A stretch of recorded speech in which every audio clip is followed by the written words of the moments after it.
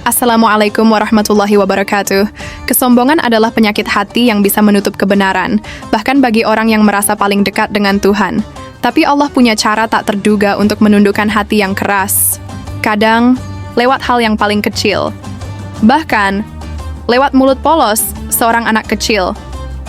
Inilah kisah nyata seorang pendeta sombong, yang akhirnya menangis dan tersungkur di hadapan kebenaran karena kalimat sederhana dari seorang bocah muslim.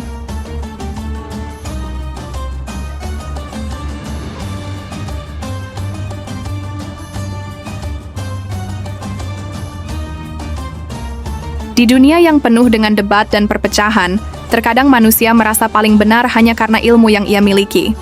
Di antara mereka, ada yang menjadikan agama bukan sebagai jalan menuju Tuhan, melainkan alat untuk meninggikan ego dan membungkam lawan.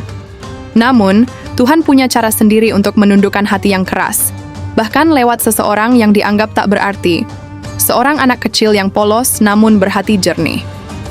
Kisah ini bukan hanya tentang perbedaan keyakinan, tetapi tentang bagaimana hati yang sombong bisa dihancurkan oleh kebenaran yang sederhana. Di tengah masyarakat Eropa yang mayoritas non-Muslim, tinggallah seorang pendeta terkemuka yang dikenal karena kepandaiannya dalam berdebat.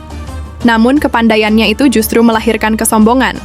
Ia seringkali berdiri di mimbar dengan penuh arogansi, mengolok-olok Islam dan Nabi Muhammad seakan-akan dirinya memiliki kebenaran mutlak. Kisah ini menjadi titik balik yang menggetarkan hati banyak orang. Bukan hanya karena perubahan yang terjadi pada sang pendeta, tetapi juga karena siapa yang menjadi penyebabnya. Seorang bocah berusia 10 tahun yang bahkan tak menyadari bahwa ucapannya telah mengguncang keyakinan seorang tokoh besar. Ini adalah kisah tentang kejujuran, tentang fitrah yang suci, dan tentang bagaimana Allah menggerakkan siapapun yang ia kehendaki untuk menyampaikan kebenarannya. Di sebuah kota kecil di Indonesia, seorang pendeta senior sering menjadi bintang utama dalam berbagai forum agama. Ia memiliki banyak pengikut dan pengaruh kuat di gereja.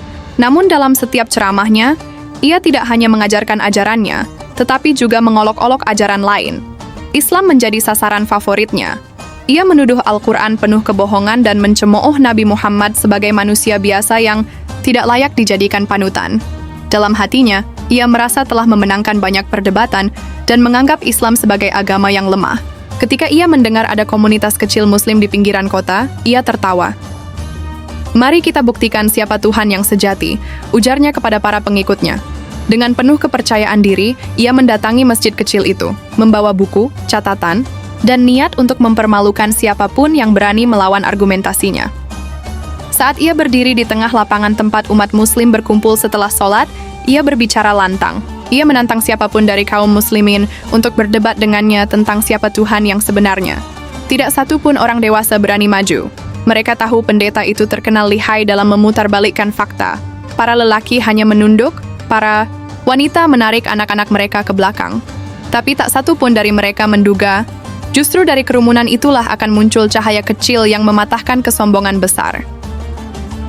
Ketika semua orang terdiam, tiba-tiba langkah kecil terdengar dari belakang barisan. Seorang anak laki-laki dengan pakaian sederhana melangkah ke depan. Tangannya menggenggam mushaf kecil yang telah lusuh karena sering dibaca. Ia tidak tampak takut, bahkan wajahnya menunjukkan ketenangan yang luar biasa. Semua mata tertuju padanya. Orang-orang saling berbisik, "Itu Hasan, anak yatim yang tinggal di rumah imam masjid." Namun tak seorang pun menyangka anak itu akan berdiri di hadapan pendeta. Pendeta itu tertawa keras. "Kalian tidak punya orang dewasa? Hanya anak kecil yang kalian kirim?" Suaranya penuh ejekan dan penghinaan. Tapi Hasan tidak menjawab ejekan itu. Ia tetap berdiri, menatap pendeta dengan wajah tenang dan polos. Ia tidak membawa hafalan panjang atau teori debat. Hanya satu niat dalam hatinya, membela kebenaran. Dan ketika pendeta memberi isyarat untuk bicara, Hasan pun bertanya dengan suara lembut namun tegas. "Tuan, boleh saya bertanya satu hal saja?" Pendeta itu masih menyeringai menjawab, "Silakan anak kecil." Dengan polos, Hasan bertanya, "Apakah Tuhan butuh makan dan tidur?" Seketika suasana menjadi hening. Semua orang menahan napas. Bahkan pendeta itu pun terlihat sedikit bingung. Namun ia segera menjawab, "Tentu saja tidak. Tuhan Maha Sempurna, tidak butuh apapun." Hasan lalu menunduk sejenak, lalu mengangkat kepalanya dan bertanya, "Kalau begitu, kenapa engkau menyembah manusia yang makan dan tidur seperti kita? Pertanyaan Hasan yang sangat sederhana itu seketika memecah suasana. Para jamaah yang tadinya menunduk mulai mengangkat wajah. Mereka tidak percaya bahwa seorang anak kecil bisa mengucapkan kata-kata sekuat itu. Pendeta yang biasanya sigap membalas setiap argumen, kali ini terdiam. Matanya bergerak gelisah, mencari-cari jawaban, tapi lidahnya seolah kelu. Ia ingin mengelak, tapi tak bisa menyangkal bahwa manusia memang makan dan tidur. Sementara Tuhan yang sejati tidak memerlukan itu. Hasan tetap berdiri tenang. Tidak ada rasa bangga atau ingin menang. Ia hanya menunggu dengan sopan, berharap ada jawaban yang bisa memuaskan hatinya. Tapi sang pendeta malah terdiam lebih lama. Wajahnya mulai berubah. Ia merasakan sesuatu menghantam harga dirinya. Bukan karena malu pada orang banyak, tapi karena batinnya sendiri mulai terusik. Pertanyaan polos itu seperti membuka pintu yang selama ini ia kunci rapat. Sebuah kesadaran bahwa mungkin selama ini ia telah salah memahami siapa Tuhan itu. Akhirnya, dengan suara rendah pendeta hanya menjawab, "Kau masih kecil, kau tidak paham teologi." Tapi para hadirin tahu, itu bukan jawaban, itu hanyalah alasan. Dan yang paling menyakitkan bagi pendeta itu bukanlah kekalahan di depan publik, melainkan kekalahan terhadap dirinya sendiri. Ia dikalahkan oleh anak kecil yang tidak punya gelar, tidak punya panggung, tapi punya hati yang jujur dan pertanyaan yang tulus. Sejak pertemuan itu, sang pendeta tidak lagi muncul di mimbar gerejanya. Ia menarik diri dari semua jadwal debat dan ceramah yang telah direncanakan. Orang-orang mulai bertanya-tanya, apa yang terjadi dengannya? Tapi hanya ia yang tahu bahwa hatinya sedang berkecamuk. Malam-malamnya berubah. Ia tak bisa tidur dengan tenang. Pertanyaan bocah kecil itu terngiang-ngiang di pikirannya, seolah menjadi gema yang menghantam dinding kepercayaannya sendiri. Ia mulai membuka kembali kitab-kitab suci yang dahulu ia pelajari. Tapi kali ini, bukan untuk mencari kelemahan agama lain, melainkan untuk mencari kebenaran sejati. Ia membaca Al-Quran dalam terjemahan yang ia miliki, dan air matanya mulai mengalir. Ia menemukan bahwa dalam Islam, Tuhan tidak menyerupai makhluknya yang tidak makan, tidak tidur, tidak dilahirkan, dan tidak melahirkan. Sebuah konsep ketuhanan yang murni yang belum pernah benar-benar ia pahami. Rasa penasaran itu berubah menjadi cahaya kecil di hatinya. Ia ingin tahu lebih jauh, maka secara diam-diam ia mendatangi masjid kecil itu. Bukan untuk berdebat, tapi untuk belajar. Dan siapa yang menyambutnya pertama kali? Hasan. Anak kecil itu datang menyapanya dengan senyum. Tidak ada kesombongan di wajahnya. Ia tidak menyombongkan bahwa ia pernah menang. Ia hanya berkata, "Tuan datang lagi? Silakan. Duduk, kita bisa ngobrol." Hari-hari pun berlalu. Pendeta itu datang ke masjid secara rutin, namun bukan di saat ramai. Ia memilih waktu di mana hanya segelintir orang berada di sana. Ia duduk bersama imam, berdiskusi diam-diam, dan membaca Al-Quran dengan penuh kekhusyukan. Kadang-kadang, Hasan juga ikut mendengarkan, sambil duduk tenang di sampingnya. Perlahan-lahan, ia mulai memahami bahwa Islam bukan agama yang ia bayangkan selama ini. Tidak penuh kekerasan, tidak anti ilmu pengetahuan, justru sebaliknya, penuh kedamaian dan kasih sayang. Beberapa jamaah sempat curiga. Bagaimana mungkin seorang pendeta datang ke masjid, tapi sang imam menenangkan mereka. "Biarkan Allah yang bekerja di hatinya," kata beliau lembut. Dan benar saja, setelah berbulan-bulan perubahan itu mulai terlihat. Pendeta itu tidak lagi menggunakan kalung salib, tidak lagi mengangkat suara ketika berbicara, dan wajahnya pun mulai memancarkan ketenangan yang tidak pernah ia rasakan sebelumnya. Ia bahkan mulai ikut membersihkan halaman masjid, membantu mengatur rak sepatu, dan membawa makanan untuk buka puasa di bulan Ramadan. Ia tidak lagi ingin diakui, tidak lagi ingin dikenal. Yang ia cari kini hanyalah satu, keridhaan Allah.